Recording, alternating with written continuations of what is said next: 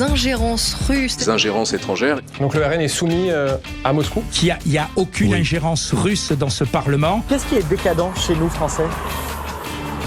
Regardez votre gouvernement. Ce n'est pas la première fois que Marine Le Pen se rend en Russie. Elle est venue à plusieurs reprises. Marine Le Pen n'hésite pas à s'afficher fièrement aux côtés de Vladimir Poutine. Toujours tendre la main aux Russes. Les élections législatives et plus précisément sur la façon dont des Russes ont tenté d'influencer le scrutin. Ukraine, diplomatie, commerce, accusations de cyberattaque et d'ingérence dans nos élections présidentielles, européennes ou encore législatives, et même divorce olympique.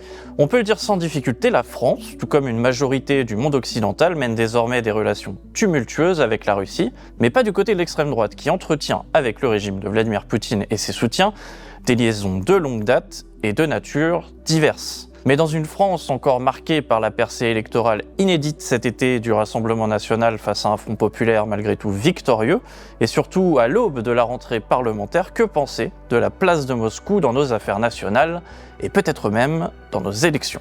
David Chavalarias est directeur de recherche au CNRS et directeur de l'Institut des systèmes complexes de Paris-Île-de-France. Olivier Schmitt est lui professeur de sciences politiques au Centre sur les études de guerre de l'Université du Sud-Danemark. Pour ce nouvel entretien sur Blast, ils reviennent tous les deux sur les relations qui unissent la Russie et l'extrême droite sous fond de stratégies d'ingérence, vous allez le voir, particulièrement complexes et loin d'être récentes.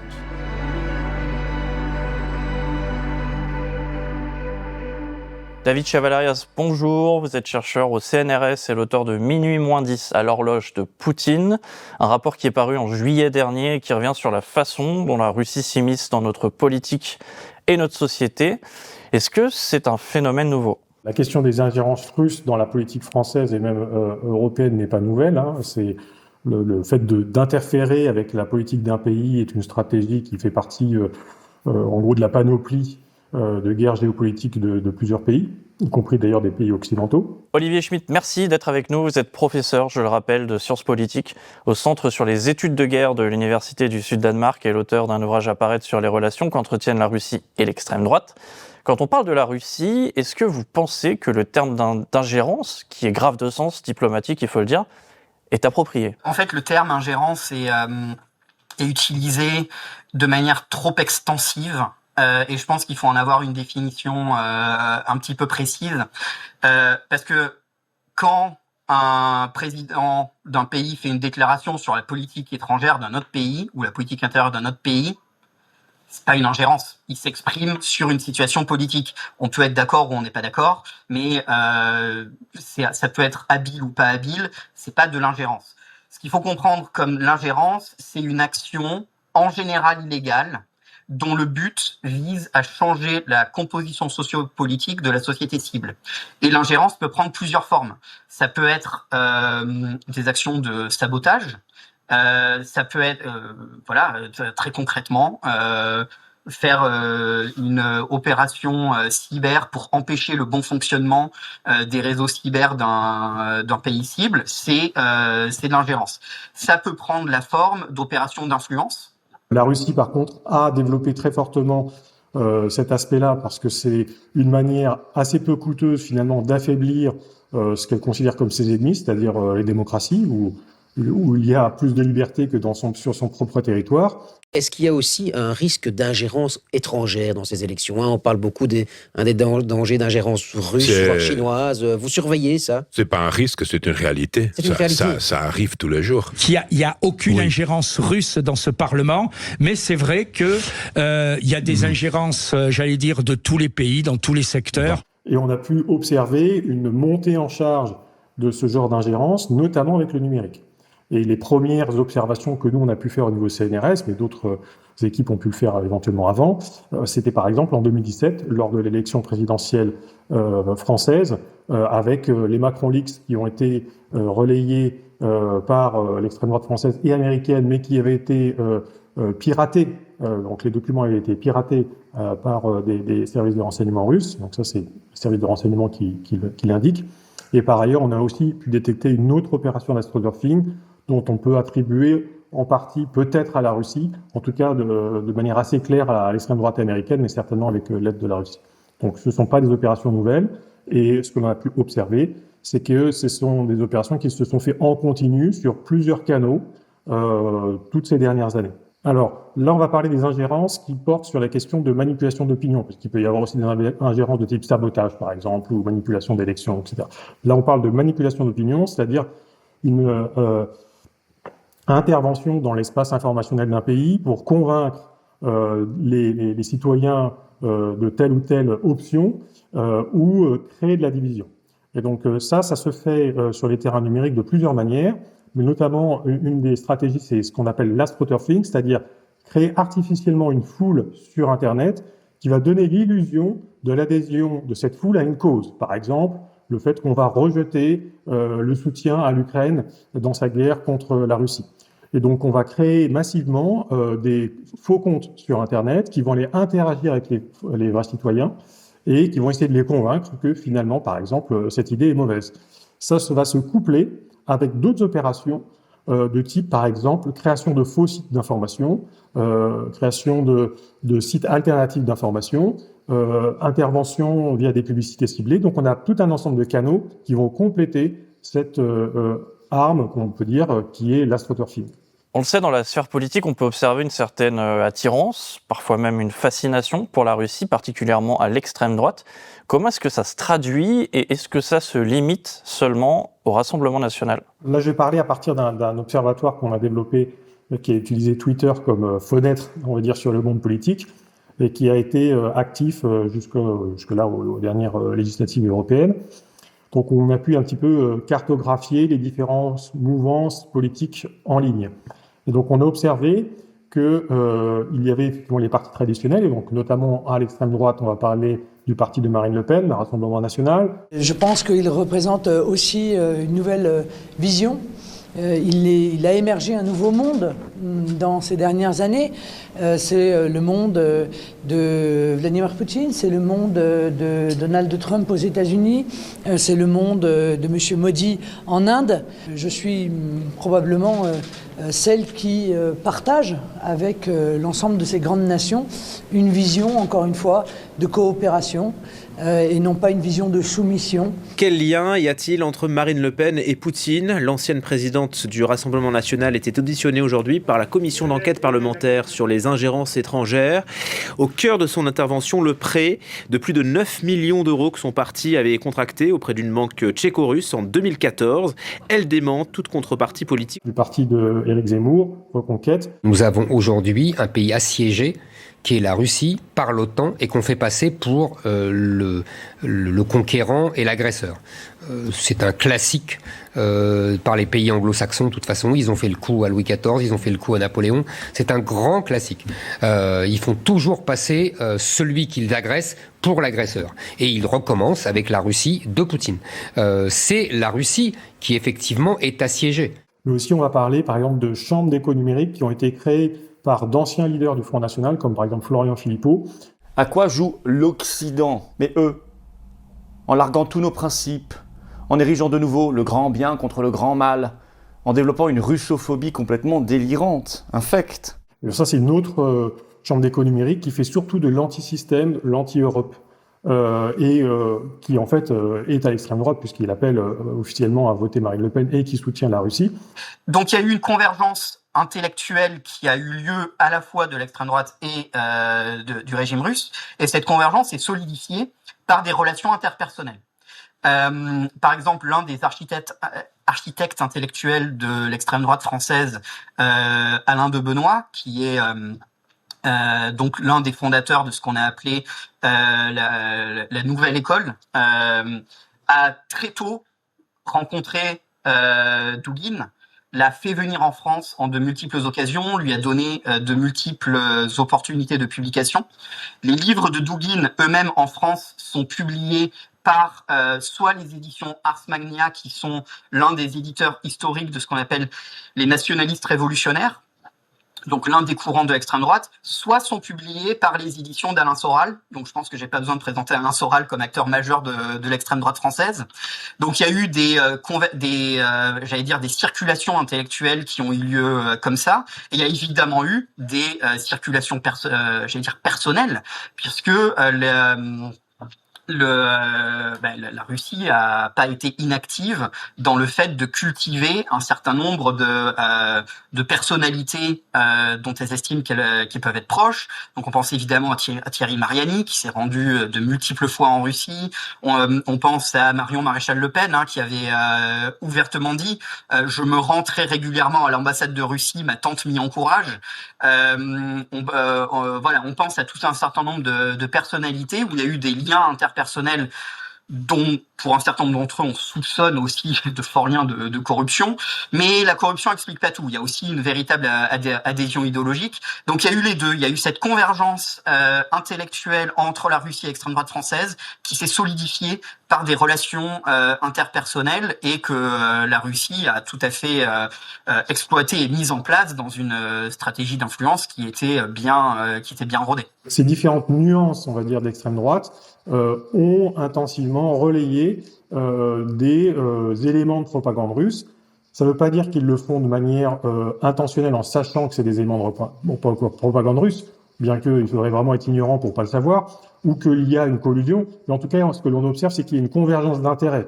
Et cette convergence d'intérêts est assez évidente, c'est-à-dire que la Russie cherche à affaiblir la démocratie pour amener à un point de rupture, de dysfonctionnement qui amènerait à un changement de régime. Thierry Mariani, à la question du journaliste, Poutine a-t-il été réélu de manière démocratique ? Il répond, Thierry Mariani, je me moque de savoir s'il l'a été de manière démocratique. Ça, c'est vraiment une stratégie officielle qui a par exemple été annoncée pas plus tard que février dernier par Dmitri Medvedev, qui était l'ancien président de Russie, qui est maintenant vice-président du Conseil de sécurité, et qui disait qu'il fallait aider par tous les moyens possibles les partis anti-système à accéder au pouvoir dans les pays européens. Donc en France, ces partis-là sont le parti de Marine Le Pen, éventuellement le parti d'Éric Zemmour ou d'autres extrêmes droites. Donc vous avez d'un côté donc le Kremlin qui annonce qu'il souhaite aider ce genre de partis et qui les aide d'ailleurs aussi financièrement. On peut voir la commission d'enquête sénatoriale sur les influences étrangères et ses liens et les liens du parti Marine Le Pen avec des entités russes. Mais on va aussi les aider au niveau de l'opinion. Et donc on va avoir une propagation de narratifs qui vise, encore une fois, à déstabiliser le pays, créer des divisions, amener un changement politique, qui vont être relayés autant par des activistes d'extrême droite ou des leaders d'extrême droite que par des trolls du Kremlin. Et encore une fois, ces choses-là sont légales, on a le droit de relayer ce que l'on veut, heureusement on est en démocratie, mais il n'y a pas nécessairement besoin d'avoir collusion, même si tout est possible. Les Russes ont suivi avec attention les résultats des élections, ils ont même déclaré qu'ils étaient déçus par les résultats après ces élections. La question de la mesure d'impact est toujours une mesure délicate quand on a affaire à un système complexe comme un système informationnel. C'est-à-dire que ce sont des systèmes qui vont s'orienter vers des comportements ou des modes qui vont dépendre d'une multitude d'actions. Et donc, on ne peut pas attribuer l'état ou le résultat d'une élection uniquement, par exemple, à une intervention russe. Par contre, ce que l'on peut dire, c'est que ce type d'intervention, on sait que quand on intervient de cette manière sur ces systèmes-là et sur le long terme, on change leur comportement. Donc, on va contribuer au fait que, par exemple, beaucoup plus de citoyens vont commencer à se méfier des journalistes et se tourner vers des sources d'information alternatives. Beaucoup plus de citoyens vont commencer à perdre confiance dans leur gouvernement et souhaiter des partis alternatifs. Donc on a d'un côté la création en gros d'une structure de division ou d'un climat anti-système pour délégitimer les institutions en place, de manière à ce que de nouvelles institutions puissent ou de nouveaux partis puissent prendre le pouvoir. Et de l'autre côté, il y a une seconde lame, on va dire, qui consiste à essayer de privilégier une option sur une autre, une alternative sur une autre. Et là, on a très clairement un certain nombre d'actions qui se sont faites sur des terrains numériques, mais aussi des terrains physiques, pour privilégier l'alternative ou l'alternance Rassemblement national sur une alternance, par exemple, gauche du Front populaire. Alors cette alternance privilégiée dont vous parlez, elle aurait pu se manifester par certains résultats à la dernière législative. Comment est-ce que ça s'est manifesté au long des 2 tours de l'élection, en particulier face à la formation du Front républicain ? On a fait une étude sur les européennes puis sur les législatives. Et indépendamment de l'étude, la dynamique politique montrait que le Rassemblement national arrivait en tête de la plupart des premiers tours de scrutin et donc était quasiment dans tous les seconds tours. Aux européennes, c'était un peu différent, c'était la proportionnelle, mais il était déjà très fort. Si on revient à la question des législatives, ça veut dire que la question de l'accession au pouvoir d'un parti comme par exemple le Rassemblement national va se jouer au second tour et donc va se jouer sur la solidité ou non d'un front républicain. Ce que l'on a observé, c'est que l'ensemble des stratégies qui avaient été déployées par la Russie et aussi d'ailleurs par l'extrême droite de manière parallèle visaient à faire sauter ce front républicain en essayant de privilégier certains thèmes d'actualité sur d'autres. Donc vous avez parlé par exemple de l'antisémitisme ou de l'activité, on va dire, de défense pour les Palestiniens, ou au contraire de dénigrer certains membres de la gauche comme des islamo-gauchistes. Donc on a vu qu'il y avait un cadrage qui avait été essayé de forcer donc, sur ces élections législatives de manière à ce que l'on parle de ces sujets-là qui sont clivants au sein de la société française, à savoir, est-ce qu'on va soutenir tel ou tel État au Proche-Orient, donc entre le Hamas et le gouvernement Netanyahou? Est-ce que l'on va défendre telle ou telle minorité en France, par exemple la minorité juive ou la minorité musulmane? Est-ce que l'on doit s'insurger, etc. Et donc on a vu s'indigner, etc. On a vu un certain nombre d'actions qui visaient à amplifier ces divisions et à forcer ce cadre-là.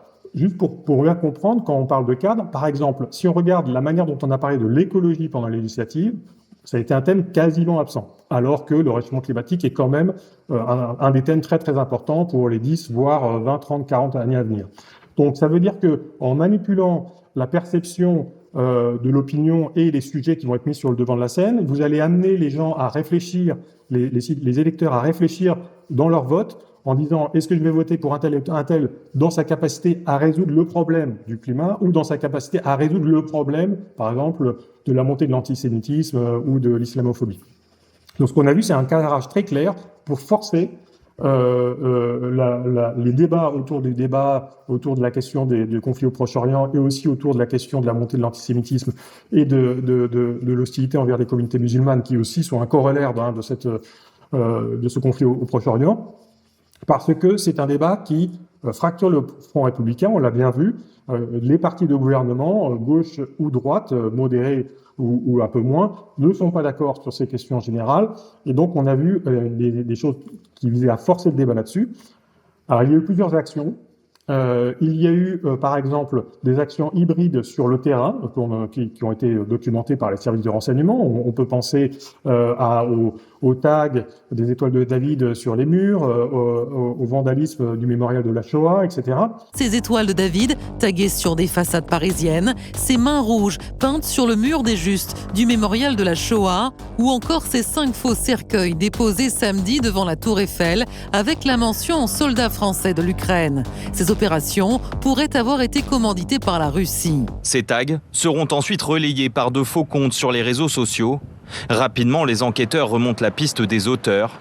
Plusieurs Moldaves proches de réseaux pro-russes, ouvertement antisémites.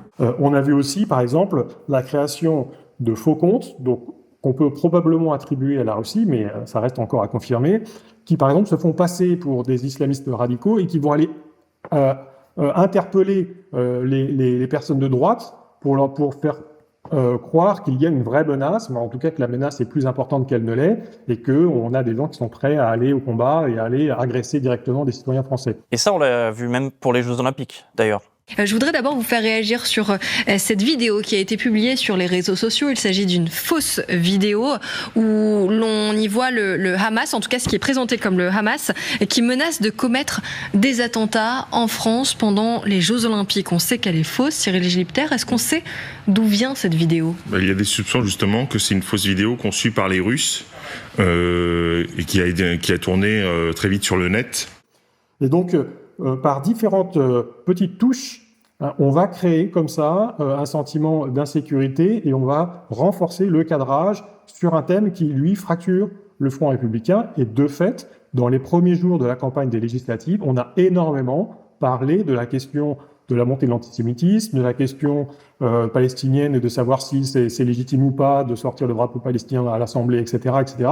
Et c'est devenu, en fait, pendant plusieurs jours, un des thèmes phares de la campagne, où même plusieurs élus ont dit qu'ils ne se rallierait pas, enfin qu'il ne ferait pas Front républicain en votant pour, par exemple, le Nouveau Front populaire, parce qu'il faisait l'amalgame entre Nouveau Front populaire égale LFI, égale soutien aux Palestiniens, égale soutien au Hamas, État terroriste.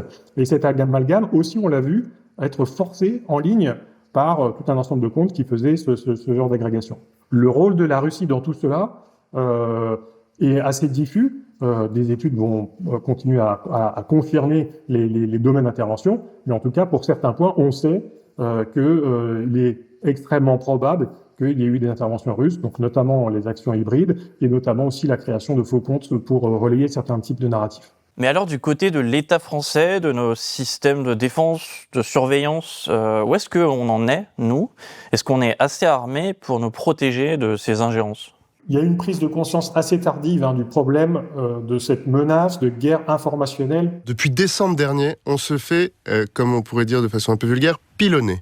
Tous les jours, nous recevons des tentatives d'attaque. Tous les jours, nous recevons des mails de phishing. Ou guerre cognitive. Alors que du côté russe, c'est quelque chose qui est théorisé depuis très très longtemps. On en retrouve même dans les archives du KGB. C'est vraiment des opérations qui sont, on va dire, classiques. Ceci dit, donc, il y a eu quand même une réaction de l'État français, notamment avec la création de Visunum, qui fait un travail très intéressant. Toujours est-il qu'on part quand même en situation défavorable pour plusieurs raisons. La première, c'est que là, on parle d'ingérence sur des réseaux numériques qui sont contrôlés par des entités externes à la France et qui refusent la modération, notamment la régulation européenne. Alors on sait par exemple que X modère quasiment pas les contenus et refuse en fait d'appliquer le DSA jusqu'à maintenant. Il y a une procédure en cours contre X. Il refuse d'appliquer cette régulation européenne qui les forcerait à être plus transparents dans la modération et à mieux expliquer les algorithmes, etc. Elle estime que la plateforme a enfreint la loi sur les services numériques, appelée aussi DSA. C'est la première fois que l'institution lance une procédure dans le cadre de ce nouveau règlement européen, dont l'objectif est de rendre le monde numérique plus sûr et où les droits fondamentaux des utilisateurs sont protégés.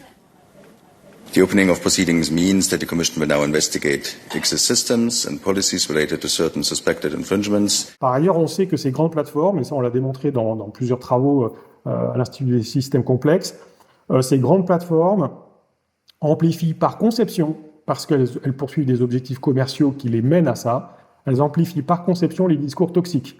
Et donc, tout le discours qui est employé par ces trolls ou ces faux comptes, etc., sont par définition, enfin par propriété, on va dire, amplifiés sur ce genre de plateforme, parce que ces plateformes correspondent au type de contenu qui sont amplifiés par ce genre de plateforme. Par-dessus, il y a aussi donc l'évolution technologique qui avance très très vite. Et on voit déjà arriver l'intelligence artificielle, avec notamment donc tout ce qui est évidemment fausses informations, ce qu'on appelle les deepfakes, les fausses images, les fausses vidéos, mais aussi les faux comptes. Et quand on parle d'astroturfing, avant l'astroturfing se faisait un peu à la mano, c'est-à-dire que c'était des opérateurs qui pilotaient plusieurs comptes et qui étaient derrière les comptes et postaient des messages. Maintenant, de plus en plus, on va avoir des intelligences artificielles qui vont aller directement au contact des citoyens français pour essayer de les convaincre en direct, en ayant connaissance de toute leur historique, puisqu'elles sont capables aussi de lire votre fil d'actualité. Donc, tout ça fait que les réseaux sociaux actuels tels qu'ils sont conçus et utilisés sont un terrain très défavorable pour la lutte contre ce genre d'ingérence. Et moi et certains collègues, d'ailleurs, on préconise plutôt le fait de réfléchir à quels sont ces espaces informationnels, comment on pourrait en construire des espaces informationnels qui soient plus sains, qui soient mieux modérés. Et là, on ne parle pas de censure, on parle de modération, c'est-à-dire qu'il y a des types de contenus qui, parce qu'ils peuvent créer des traumatismes ou parce qu'ils sont foncièrement faux, ils peuvent induire les électeurs en erreur de manière très profonde, ou par exemple des erreurs sur des informations sur la santé peuvent constituer un danger public. Donc, il faut réfléchir à ces nouveaux espaces informationnels. Il faut aussi contraindre par la régulation ce qui est en train de se faire, mais à une vitesse trop lente, les réseaux sociaux de manière à ce qu'ils soient plus transparents et qu'ils donnent aussi plus de liberté aux utilisateurs. Il faut bien comprendre aussi que, ça c'est très important, c'est que les réseaux sociaux sont manipulables à ce point-là parce qu'ils rendent leurs utilisateurs captifs. Quand vous êtes sur un réseau comme par exemple Twitter, eh bien, vous ne pouvez pas partir de Twitter si vous n'êtes pas content de la modération sans perdre vos données et votre audience. Alors que, par exemple, si vous avez un numéro de téléphone, vous pouvez changer d'opérateur. Si votre opérateur devient trop cher ou ne vous convient plus, vous pouvez changer d'opérateur et vous ne perdez pas vos contacts. Les réseaux sociaux sont devenus des espaces de débat de fait, où vous avez votre adresse en fait officielle, qui est un Instagram, un Twitter, un Facebook, je ne sais quoi. Si vous voulez changer, vous ne pouvez pas. Vous perdez en fait tous vos contacts, il faut recréer ça.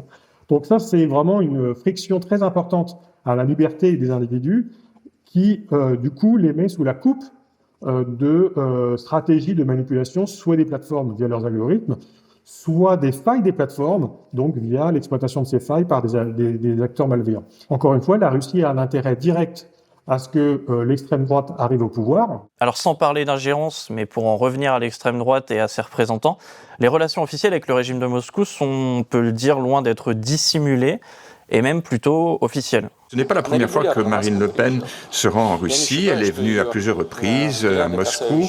Et je pense que notre point de vue sur la préservation de l'identité des peuples européens, le renforcement de la souveraineté des pays européens, tout cela. En pleine campagne présidentielle, Marine Le Pen n'hésite pas à s'afficher fièrement aux côtés de Vladimir Poutine. Ils l'ont vraiment déclaré comme tel, puisque l'extrême droite, par histoire, la plupart de l'extrême droite française est plutôt favorable à laisser la Russie faire ses affaires avec l'Ukraine. Souvent, d'ailleurs, des membres, par exemple, du Rassemblement national sont allés en Crimée pour valider des élections en Russie et donc ont, d'une certaine manière, aidé le gouvernement de Vladimir Poutine à asseoir son pouvoir. Mais vous condamnez l'annexion de ces territoires qui est illégale, puisque de toute façon, ces territoires... De toute façon, j'ai dit que ces référendums ne représentaient rien, voilà, point final. Vous dites que ces référendums ne représentent rien. Ça veut dire que les référendums en Crimée, en 2014 non plus, ne représentent rien? La Crimée, c'est totalement différent. Enfin, on ne peut pas mélanger tous les territoires. Il y a eu un coup d'État en Ukraine. There was a coup d'État in Ukraine. That's what you think? Oui, non, mais c'est pas mon avis. It's not just what I think, it's the reality. Il y a eu un référendum en Crimée. After the invasion and the annexation. Yes. Mais il n'y a pas eu d'invasion de la Crimée. Quand on écoute les discours de Jordan Bardella ou de Marine Le Pen, par exemple, depuis maintenant plus de 2 ans, on a malgré tout du mal à comprendre la position du Rassemblement national sur le soutien ou non de l'Ukraine dans la guerre. Une fois, il faut les aider, il faut les armer. Une autre fois, non. Est-ce qu'on peut parler d'un double discours selon vous? Exactement. Matériel défensif, c'est du matériel médical, c'est du matériel pour les hôpitaux, c'est du matériel humanitaire. Je pense que le rôle de la France est de donner à l'Ukraine les moyens de tenir le front. Si on continue à livrer en réalité des armes à l'Ukraine, on ne fera que continuer la boucherie. À la nation ukrainienne agressée, nous devons notre respect et notre soutien, mais aussi au soutien matériel fourni à l'armée ukrainienne. Je pense qu'en fait, là, le Rassemblement national, qui est du coup aujourd'hui la principale vitrine de l'extrême droite française, il y a d'autres mini-partis courants, mais aujourd'hui c'est le RN qui est clairement le parti dominant, fait face à une contradiction qui est le fait que la majorité des Français soutient l'Ukraine et voit bien, j'allais dire, l'agressivité et l'impérialisme russe. Et c'est particulièrement marqué chez les jeunes, où une large majorité d'entre eux considèrent la Russie comme un ennemi. Or, comme on le sait, les jeunes, donc en gros les moins de 25 ans, sont l'une des catégories de population cible du Rassemblement national. Donc ils ont besoin de réconcilier, j'allais dire, cette vision de la population en faveur de l'Ukraine avec un socle idéologique qui est en réalité pro-russe et qui reste pro-russe. Donc pour moi, j'interprète le discours comme un mouvement tactique de mise à distance de la Russie parce qu'ils ont bien compris que c'est un problème électoral. Et je pense que Jordan Bardella a très bien compris que c'est un problème électoral. D'ailleurs, c'est pour ça que malgré les discours sur il faut soutenir l'Ukraine, Thierry Mariani était quand même toujours sur la liste du Rassemblement national aux élections européennes. Il a été élu, mais il n'a pas été mis particulièrement en avant. En tant que président de la commission spéciale sur les ingérences étrangères, se retrouver face aux petits télégraphistes du Kremlin, depuis le début, qui votent contre les condamnations de Wagner, des milices Wagner quand elles prennent pour cible nos propres soldats, qui votent contre l'ensemble des règles que nous passons pour nous défendre contre la guerre hybride que mène le régime de Poutine, que vous défendez contre nos démocraties. Et il n'a pas été encouragé à faire partie de la commission des affaires étrangères au Parlement européen, parce que je pense que Jordan Bardella a très bien compris que c'était un angle d'attaque qui était très fort contre lui. Mais néanmoins, il est quand même sur les listes. Et quand on voit les actions concrètes, en fait, il n'y a toujours pas de soutien réel à l'Ukraine, au-delà de la rhétorique, puisque les députés Rassemblement National au Parlement européen ont régulièrement voté contre toutes les résolutions qui allaient en faveur de l'Ukraine. Donc le fond idéologique est toujours là, les pratiques sont toujours là, mais je pense qu'il y a eu une forme d'adaptation tactique du discours parce que les dirigeants du Rassemblement National ont bien compris que le positionnement vu comme étant trop pro-russe était un enjeu électoral pour eux auprès des catégories de population qu'ils veulent cibler. Pour le reste des courants d'extrême droite, à part une toute petite minorité qui a tendance à soutenir l'Ukraine au nom, j'allais dire, de la blancheur collective par rapport aux hordes mongoles russes qui viennent les encourager, les autres courants de l'extrême droite, qui sont plus minoritaires et moins visibles en dehors, j'allais dire, des cercles spécialisés, n'ont pas de grands problèmes à assumer un positionnement qui est toujours pro-russe. Donc il y a vraiment une convergence d'intérêts entre ces mouvements extrêmes, puisque Poutine, en Russie, est aussi, d'une certaine manière, une forme d'autoritarisme extrême. C'est pas la Russie, c'est un gouvernement mafieux issu du KGB, où, il faut le rappeler quand même, si vous dites guerre au lieu d'opération spéciale, alors que l'Ukraine se fait envahir, vous avez 8 ans de prison. De son côté, la Russie s'isole encore un peu plus. Moscou verrouille l'information. Facebook est bloqué et l'usage de Twitter restreint. Vladimir Poutine a par ailleurs signé une loi punissant de 15 ans de prison toute personne publiant des informations jugées mensongères. Donc ce ne sont pas du tout des pays où il y a la liberté d'expression, contrairement à ce que des membres d'extrême droite clament en disant que on est dans une dictature et qu'il faudrait mieux avoir un gouvernement comme la Russie. Donc on a une convergence d'intérêts, une convergence géopolitique, une convergence politique, et à la fois donc les régimes tels que le régime de Poutine et l'extrême droite se sont souvent donné la main, renvoyé l'ascenseur dans des services qui leur permettraient de prendre le pouvoir ou de stabiliser leur pouvoir. Quand on parle d'ingérence russe, difficile de ne pas penser également aux États-Unis, bien sûr. I think I'd get along very well with Vladimir Putin. I just think so. People would say, "What do you mean?" I think I'd get along well with him. En 2025, les Américains auront un nouveau président, Donald Trump peut-être. À quoi est-ce qu'on doit s'attendre pour les mois prochains ? En fait, ce qui se passe aux États-Unis, c'est un peu en avance ce qui se passe en France en réalité. C'est qu'il y a eu une convergence intellectuelle entre une partie du Parti républicain et la Russie contemporaine. On peut tracer les discours depuis facilement une dizaine d'années, et qui sont des discours assez similaires à ceux qu'on trouve en France dans les discours positifs à l'égard de la Russie. La Russie représente les valeurs conservatrices traditionnelles qui sont mises en danger par ces libéraux woke qui veulent foutre à bas toutes les traditions. Poutine, c'est un vrai chef. Il est capable de décider.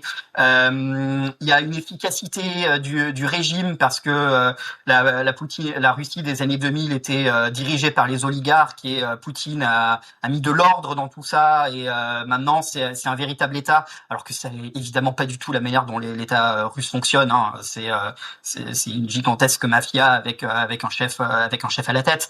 Mais ces discours fantasmés, idéologisés sur la Russie, qui en fait sont des discours à visée interne, parce que quand on parle de la Russie en ces termes, en fait on parle de ce qu'on voudrait voir arriver aux États-Unis ou en France.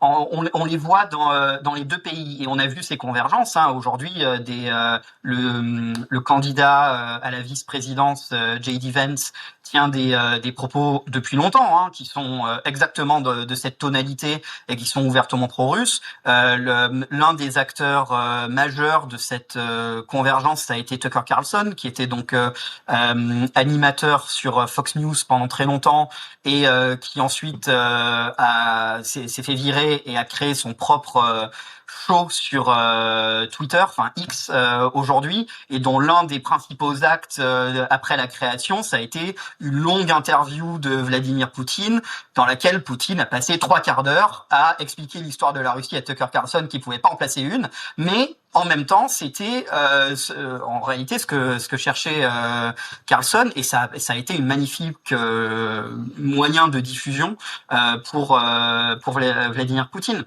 Then Secretary of Defense Gates, former director of CIA, and Secretary of State Rice came in here, in this cabinet, right here at this table. Donc on a vu ces convergences, et on voit des convergences similaires en France, des vraies convergences idéologiques qui ensuite s'appuient sur des relations interpersonnelles pour se développer. Et en 2016, déjà, les Russes, ils avaient voté activement pour pousser le candidat Trump dans les intentions de vote. Des fuites de documents venant directement du Kremlin qui confirment avec une étonnante précision le rôle du président russe dans l'élection de Donald Trump. Et dans cette manipulation, tout porte la signature de Vladimir Poutine. Les bases posées, je le rappelle, en 2016 donnent le ton des années Trump. Les documents émettent l'idée d'exploiter le fossé en train de se creuser entre la droite et la gauche américaine. Nous voyons encore aujourd'hui à quel point cette société américaine est polarisée. Aux États-Unis, il y a eu des ingérences avérées. Il y a eu donc en 2016 l'accession de Trump au pouvoir qui a été en fait accompagnée de tout un ensemble de choses en ligne et hors ligne. Depuis, des commissions d'enquête sénatoriales ont permis d'aller exiger en fait des GAFAM qui donnent les données. Les enquêteurs ont pu quantifier cette ingérence. Il faut savoir donc que cette ingérence avait pour but d'amplifier les divisions des États-Unis de manière générale, et c'est vraiment la même forme qui était exercée en France, c'est-à-dire que vous renforcez l'identité des groupes sociaux, que ce soit des patriotes, mais aussi des LGBT, des communautés musulmanes, des communautés noires, etc., de manière à ce que ces groupes-là dénigrent le vote, commencent à créer des affrontements les unes avec les autres, et ça affaiblit de manière générale le pays.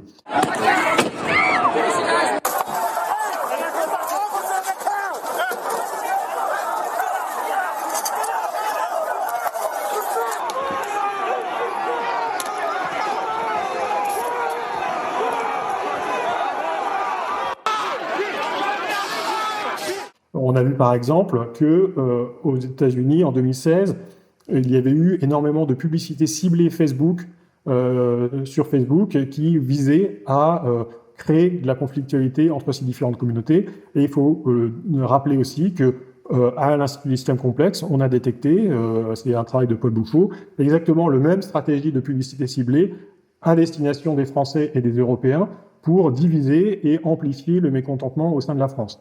Donc ça s'est opéré aux États-Unis. On a un parallèle qui se passe en France. Il y a eu tout un ensemble d'autres choses aux États-Unis, par exemple la création de fausses manifestations où on va convoquer le même jour des pro-musulmans et des anti-musulmans au même endroit en les mobilisant à partir de pages Facebook qui ont été créées par des Russes depuis Saint-Pétersbourg. Donc on connaît en fait cette stratégie-là. On sait qu'elle est en train de se répliquer en France.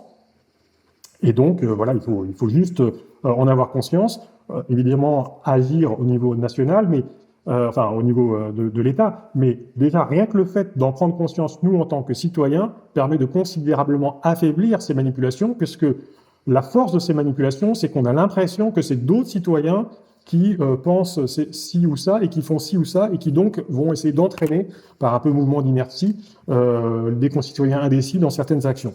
Donc à partir du moment où on a conscience de ça, on peut se concentrer sur les vrais problèmes, et les vrais problèmes, il y en a, il ne s'agit pas de dire qu'il n'y a pas de problème en France, il y a des problèmes, il y a des erreurs de pilotage de gouvernement, etc. Mais ce sont des problèmes français, il faut éviter de les dévier sur des problèmes fabriqués, qui seraient fabriqués donc, notamment depuis Saint-Pétersbourg ou Moscou. Et donc pour rester en France, sans évidemment penser que les ingérences russes seules en seraient à l'origine, comment est-ce que vous interprétez la montée de l'extrême droite ? Sur le moyen long terme, ce à quoi ça peut aboutir, c'est effectivement l'arrivée au pouvoir de partis qui partagent fondamentalement une vision du monde qui est compatible avec celle de la Russie. Donc j'allais dire, tactiquement, les opérations d'influence n'ont pas un grand effet en elles-mêmes, mais sur le long terme, évidemment que l'objectif est d'aboutir à une forme de convergence. En observant le paysage politique français sur Twitter, que j'observe depuis 2016, Donc, juste pour dire en 2 mots, on observe les échanges sur Twitter et on peut reconstituer une certaine forme de géographie des opinions, où on va voir comment les blocs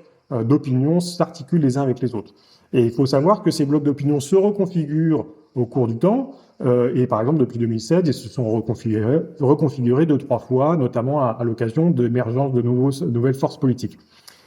À l'occasion des législatives, j'ai pu voir, on va dire visuellement, une première reconfiguration où j'avais l'impression que il y avait une inversion du Front républicain dans le sens où on avait d'un côté le bloc de gauche, donc le nouveau Front populaire, et de l'autre côté un espèce de super bloc où il y avait une sorte de continuum entre Renaissance et jusqu'à l'extrême droite, en passant par différentes nuances d'opinion, mais avec en gros un espèce de continuum global.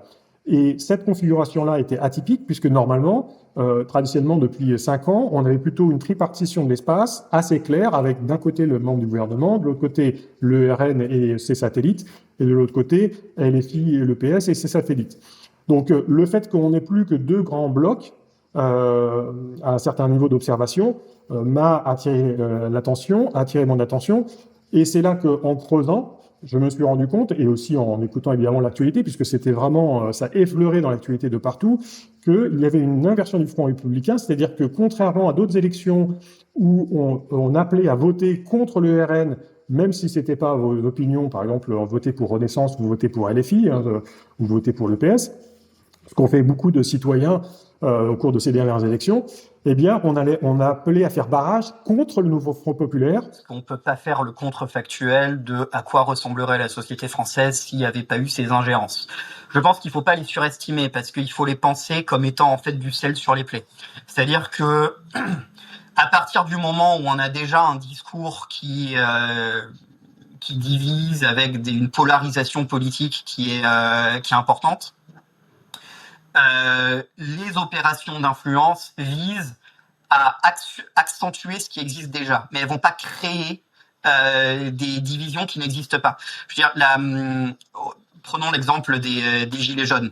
À un moment, l'un des moments de solidification du mouvement, ça a été après des manifestations qui avaient été très violemment réprimées, un certain nombre de manifestants qui, en fait, ont pris conscience que l'État pouvaient être extrêmement violents à leur encontre et qui se sont politisés là-dessus.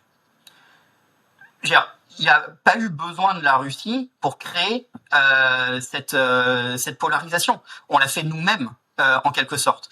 Par contre, que RT ait appuyé très lourdement sur ce thème-là, en présentant les Gilets jaunes comme des espèces de victimes perpétuelles de violences policières absolues, oui, évidemment. Mais c'est la réaction elle-même aux manifestations et les actions de la police elle-même qui ont créé la possibilité de conduire ces opérations d'influence. Et ça, c'était quelque chose de complètement anormal, on va dire, dans l'histoire française, puisque en général, le Front républicain se fait contre les partis d'extrême droite. Et donc, c'est en creusant cette configuration et c'est les données liées à ces échanges-là que j'ai pu découvrir que effectivement, il y avait aussi dans les données, dans les échanges sur Twitter, une sorte d'inversion au sens où on avait une cristallisation autour donc de ces questions de conflit au Proche-Orient notamment, d'une ligne de séparation qui séparait les 2 blocs de gouvernement et qui mettait du même côté Renaissance et l'extrême droite, ce qui présageait du fait qu'on pouvait avoir des alliances. Et ça a duré quelques jours. Et après, les choses se sont un peu améliorées au sens où on a vu que finalement, le Front républicain s'est fait. Mais il y a eu 2 jours assez critiques, lundi et mardi, juste avant que les députés annoncent leur retrait, où les choses auraient pu basculer dans un autre sens. Il y aurait beaucoup à dire sur les ingérences et les vulnérabilités du système, des démocraties, et notamment de la démocratie française. Mais ce qui est important, ce sur quoi il est important de revenir, c'est de dire que là, le Front républicain a failli échouer, et donc on a failli avoir un gouvernement d'extrême droite au pouvoir là, juste maintenant. Le Front républicain, c'est la dernière barrière avant donc la prise de pouvoir d'un mouvement d'extrême droite. Donc anti-républicain, je précise, c'est pas que. Ce qui est important de comprendre, c'est que le Front républicain est plus un symptôme qu'il y a quelque chose qui est normal, c'est-à-dire qu'on fait Front républicain parce que notre système de vote est défaillant, parce qu'on n'arrive pas, en fait, à avoir un système de vote qui évite que un parti qui est rejeté par la majorité de la population arrive au pouvoir. Puisque vous pouvez passer au premier tour avec 30% de soutien, et par le jeu des divisions, des hostilités et de l'abstention, garder devenir premier au deuxième tour, alors même que vous êtes rejeté par plus de la moitié de la population. Le fait que vous ayez un système de vote qui permet à une personne ou un parti rejeté par plus de la moitié de la population d'accéder au pouvoir est une énorme faille qui est d'ailleurs antidémocratique. Si la majorité de la population ne veut pas quelque chose, elle ne devrait pas être imposée, surtout pour 5 ans. Or, ça c'est vraiment intimement lié à notre système de scrutin, qui est vulnérable au vote utile, etc. Donc ça, on le savait depuis longtemps, mais qui est aussi vulnérable à la manipulation d'opinion de type ingérence russe, parce que cette ingérence vise à amplifier la division entre les citoyens avant le premier tour, et au deuxième tour, comme il n'y a plus que 2 ou 3 candidats en fonction des types d'élections, eh bien, au deuxième tour, ceux qui sont restés sur le carreau ne peuvent plus reporter leur vote parce que, en gros, les autres sont le diable. Et donc, tout se joue entre ceux qui restent et l'abstention et la manipulation du moins pire. Et donc, on va voter pour le moins pire au deuxième tour, pour ceux qui vont aller voter. Et la perception du moins pire, c'est quelque chose qui est très facile avec des techniques d'astroturfing.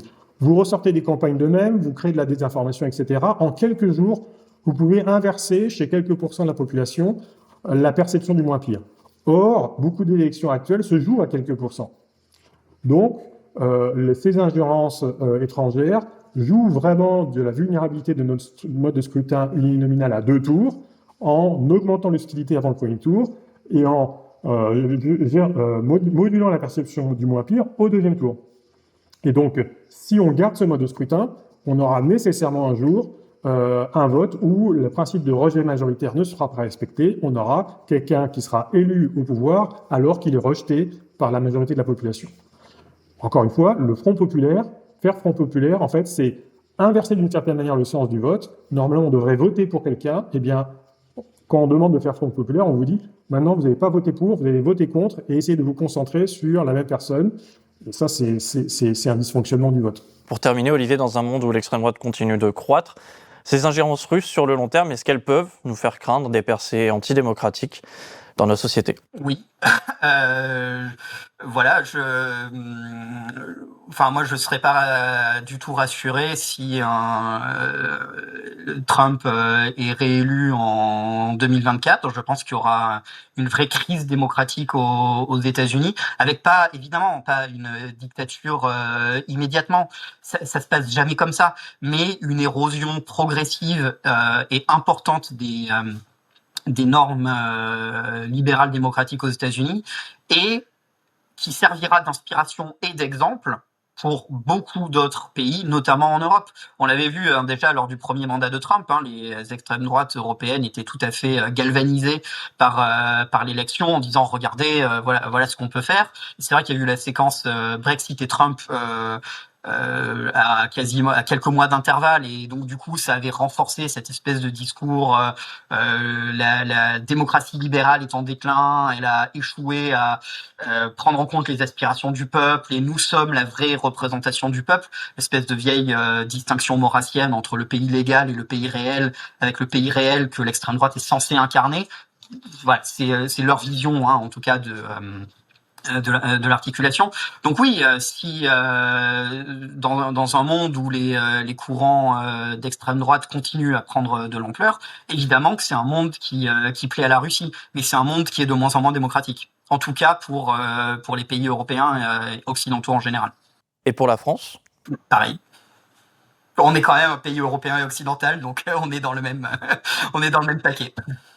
Merci d'avoir suivi ce nouvel entretien. On vous attend nombreux dans les commentaires pour débattre et réagir. Et comme toujours, pour soutenir une information indépendante, vous pouvez faire un don ou encore liker et partager la vidéo. Moi, je vous dis à très vite pour de nouvelles actualités sur Blast.